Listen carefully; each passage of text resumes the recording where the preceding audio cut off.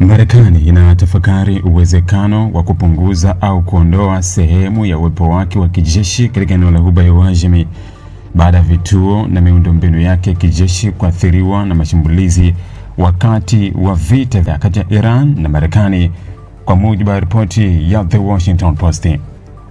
Kwa mujibu wa ripoti hiyo, vita hivyo vimefanya Wizara ya Ulinzi ya Marekani, Pentagon, kuanza kutafakari upya namna Washington inavyopaswa kuweka vikosi na kambi zake katika Mashariki ya Kati. Hali hiyo imeelezwa kuwa inaweza kutoa fursa ya mara moja katika kizazi kwa Marekani kuamua iwapo itaendelea kuwa na vituo vikubwa vya kijeshi katika Ghuba kwa kiwango kile kile kilichokuwepo kabla ya vita kuanza mwishoni mwa mwezi Februari.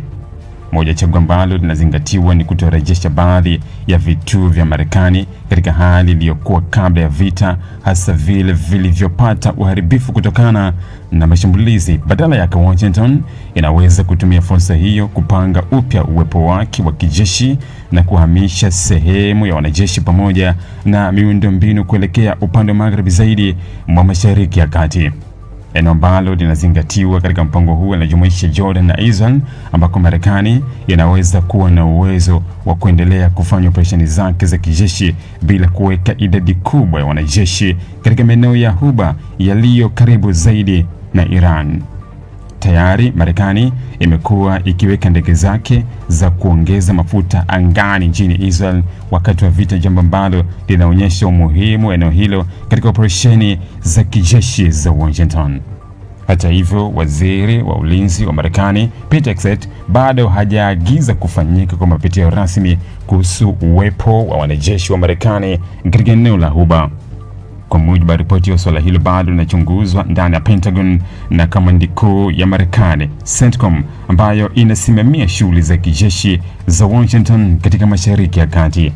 Kwa kawaida, Marekani huwa na takriban wanajeshi 40,000 katika maeneo mbalimbali ya Mashariki ya Kati. Baadhi ya vituo vikubwa zaidi vya kijeshi vya Marekani viko katika nchi za Ghuba, na vituo hivyo vimekuwa muhimu kwa Washington katika kuendesha operesheni za anga, baharini na ardhini katika eneo hilo.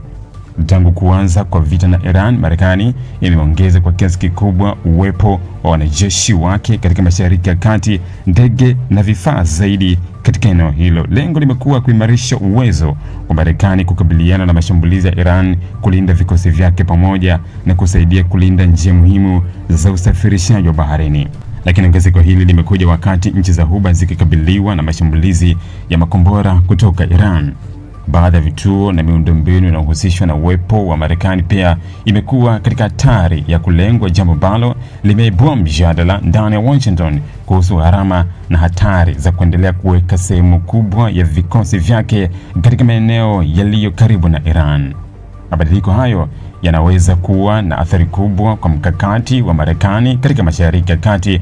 Kwa miaka mingi, Ghuba ya Uajemi imekuwa eneo muhimu kwa Washington kutokana na nafasi yake ya kimkakati, ukaribu wake na Iran na umuhimu wake katika usalama wa njia za biashara na usafirishaji wa nishati duniani. Marekani, iwapo itaamua kuhamisha sehemu ya vikosi vyake kutoka Ghuba kuelekea magharibi, ambako Jordan na Israel zinaweza kuwa na nafasi kubwa zaidi katika mpangilio mpya wa kijeshi wa Washington. Hata hivyo, hatua hiyo inaweza pia kuwalazimisha washirika wa Marekani katika Ghuba kutathmini upya kiwango cha ulinzi wanaoweza kutegemea kutoka Washington wakati wa migogoro ya kijeshi. Hivi unajua kwa nini makampuni makubwa duniani hayaachi kujitangaza kila siku, licha ya kwamba tayari yanafahamika? Sasa kama una biashara au kampuni lakini hujitangazi, customers wapya watakujua vipi? Na bila advertising, unategemea kukuza mauzo yako kwa njia gani? Ndio maana Global TV tunakupa nafasi ya kuitangaza biashara yako kwa audience kubwa ndani na nje ya Tanzania kupitia mitandao yetu ya kijamii. Advertising kupitia Global TV inaongeza brand visibility yako, inakufikisha kwa customers wapya na kuongeza nafasi ya bidhaa au huduma zako. Na habari nzuri zaidi, bei zetu za matangazo ni rafiki. Iwe una biashara ndogo, ya kati au kampuni kubwa, kuna nafasi inayoweza kukufaa. Usiache biashara yako isubiri kugunduliwa. Ipe visibility inayostahili. Anza kutangaza nasi. Wasiliana na Global TV leo na tuipeleke brand yako mbali zaidi.